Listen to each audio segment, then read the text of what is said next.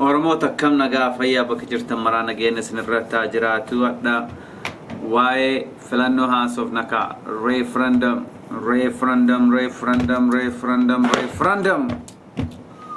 hiriira akkasi baanee Oromoo baanee hiriirallee baanee hiriira Oromoon bahee namni dhaga'uu dide hiriira akkasi baatee dubbiin Oromoo dubbime hiriiraan hiikamtu taate dubbiin Oromoo dubbii hiriiraan hiikamtu taate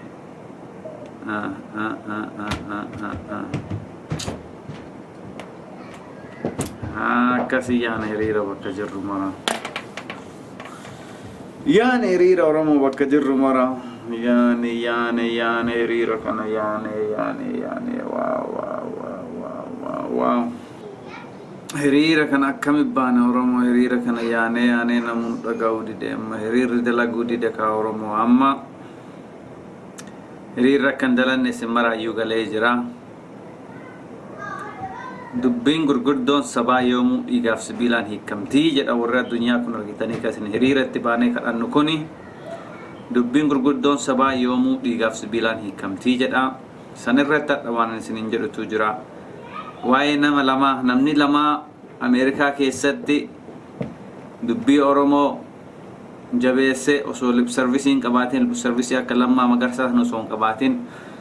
namni lama dubbii Oromoo mataa dha'ee dubbatee jennaaniin warri bilxilginnaa kun argitanii warri EPP kun eenyu akka EPP ta'ellee as keessa deemanii warri akka CIA'titti akka spy'titti akka basaasuutitti as Minnesota kana keessa deemee North America kana keessa deemeetiin qabsoo Oromoo maraayyuu akka laamshoftee tama hiriira taatutti warri micciiree nu deebisu kanneen argitanii warra kanneen mara akka fincaan of keessatti hin qabanne godhe Donald Trump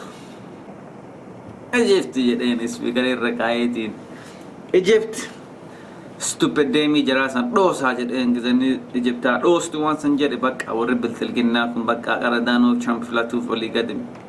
wuxisaa turanii amma jarri martinuu akka lalisaa eegaa kunniin illee dhukkeen irraa kaate kaatakkatti Donald Trump san jedheen akka giddibii san jalaa Egyptillee dhoostu waan beekanii shakkaniif Itoophiyaan amma deeggarsa fi eedii san fudhattee kan Ameerikaa san eedii san shaantaa keessa kaatee ayyirii Koree Itoophiyaa deebi'eetiin bishaan san gadhiiseetiin Egyptii nagaan jiraatu malee kun pappeetiin ergamtuun san malee homaan hafneef san godha kanaafuu hundumti keessaniyyuu argitan ka warri Riipaablikaanii akka ta'e yoo waa jedhullee waan dhossine Oromoo maaltumi siyaasaa dhossaadhaan nu jalaa dhossaniitiin lip service manuu kennaa nu soban kan argitanii warri libiroo Ameerikaatiif Itoophiyaan EPP'n biyyattillee maqaa dimokiraasii kana dhuftee isin jala seentee bobaa isin jala seentee isin sobdu kan argitanii kana maraan walitti qabaa daaraa godhaa takka isaan jaalatina irraa goraa Riipaablikaanota filadhaa Riipaablikaanota filadhaa keessatti iyyuu Donald Trump amma isin iyyuu galee mitiire namichi nama dhugaa dubbatu Oromoodhaa wayya sobanii nu fixuun jira waan hin oolleef ka dhugaa dubbatu kuni wama jirtu nu mul'isa ka akkana nu wayya Oromoo akka Donald Trump kana nu wayya duraaniin anuma bicheetu akka waan isa deeggaruu fakkaata amma urganni EPP keessa Egyptaanatti urganni jedheeti isin martuu Donald Trump jaalatu jirtanii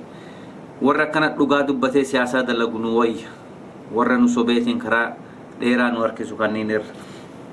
fakkeenyaaf as Minnesota keessatti Oromoo intala Ilhaan Omar jedhamtu tana filatuu deemtan intalti sun wata akka Oromoo illeen gootu haasofni sii haasofma akka lammaa sana haasofma akka EPP kan argitanii intaloon ufumaa ollitu jirti malee hiyyeessoo ituun gargaartu intaloon hin beektanii mitiire intaloon tun wata akka bu'aan hin buuftu mee namichi kun laala Republican Lacey Johnson kun waan inni jedhe argitanii NPR irratti interviewni godhaniini Lacey Johnson amma isinii dubbisaa miti kan afaan Oromootiin illee irraa dubbadhaa dubbisee ka Ingiliffaan I will always support our policemen and women because I believe our community should still rely on public safety officials. However, when reviewing the world news and the non-stop #Oromo protest that I see in Minnesota against the Oromo people's mass killing by the Ethiopian government, I'm grateful that we have the Second Amendment in America. I will continue to advocate for it because Americans should always have the right to protect themselves from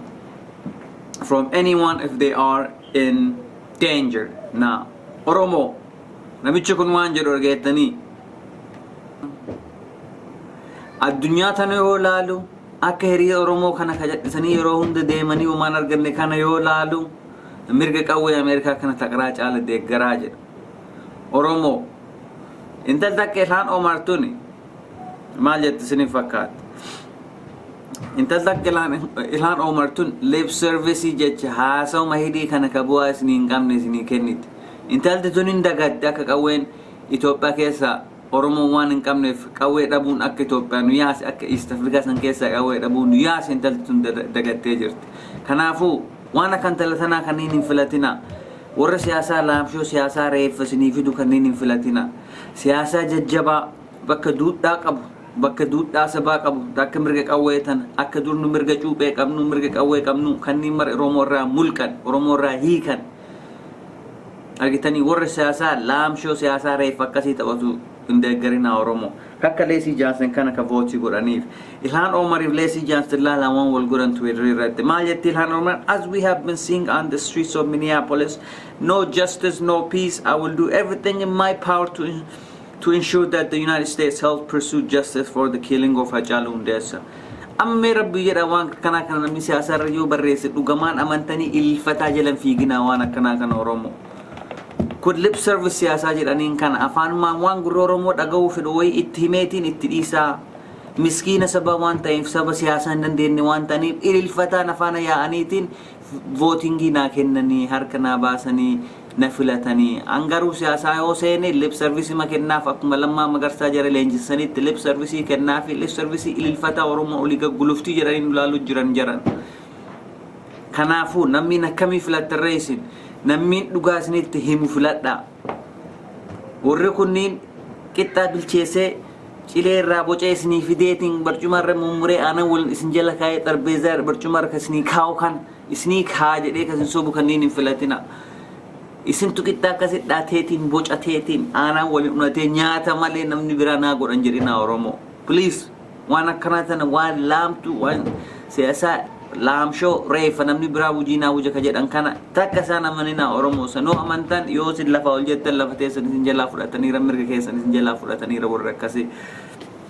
Leesiin maal jedhaan reeffa latanaan mee laala waan inni jedhuun only Oromo people can win Hachalu Hundessa's justice. Ilhaan Omar has given nothing to the Oromo community. If anything, Omar has given meaningless words. Argitani, kuna fan bratin lip service echu. Ilhaan Omar wataka sinin go to lip service ma sinin go do jirtani. Anallee namanina eenyu baanu lee namanina Oromo malee namni justice Hachalu sinin fidu hinjiru. Intalti tun amma mee eenyu mee amme siyasa Amerika kana keessa mee eenyu dhattee harka nuu micciirteetiin justice Hachalu nuu fiddi jaran waan akkana namanina kana waan ta'eef Oromoo siyaasaa jaba gadduudhatamaa ta'e ka verify godhuu dandeettu kanneen malee ilawuma laamshoo lip service akka HR 128 House Resolution if Senate Resolution 128 jedhanii amma diplomacy advocacy for diplomacy jette activistoonni hawaasa keessa deemtee fundraising maguurateetiin qabsoo Oromoo bilisummaa Oromoo dhugaa namni sila bilisummaatti argatu kana haade kokkee godhanii lafarra waan harkisanii fakkaata kun kan akka siyaasaan kennu nu harkaan taan Oromoo waan laamshoo reeffa ganda keessaa kanneen siyaasaa reeffa kanneen amantanii ililfataa ittiin iyyitanii hin gammadina keessattuu warra demokraasii kanarraa ka dhufu warra waan xiqqoo lip service afaaniin siin jedhee jalaan fundraising naa kennaa isiniin jedhu kan kanneen fayyadda Oromoo miskiin hin ta'inaa Oromoo an duraan iyyuu isinitti hime Oromoo dubbiin jajjabduun sabaa dhiigaaf sibiilaan sochooti malee fundraisingidhaaf advocacy diplomacy maali jettee aktivistoonni ijoolleen ganda keessaa deemtee mallaqa isinirraa guurattu kun garuu isin hin geessu Oromoo isin miliyoona 60 akka miliyoona 60titti yaaduu aansaa tokkoon bilisoomuu aansaa kanaafuu qawwee malee malli biraan jiru warra qawwee dubbatu malee tokkochisaa hiriyaa Oromootii miti dubbii Oromoo irratti waan feetan mari'atuu hin dandeettanii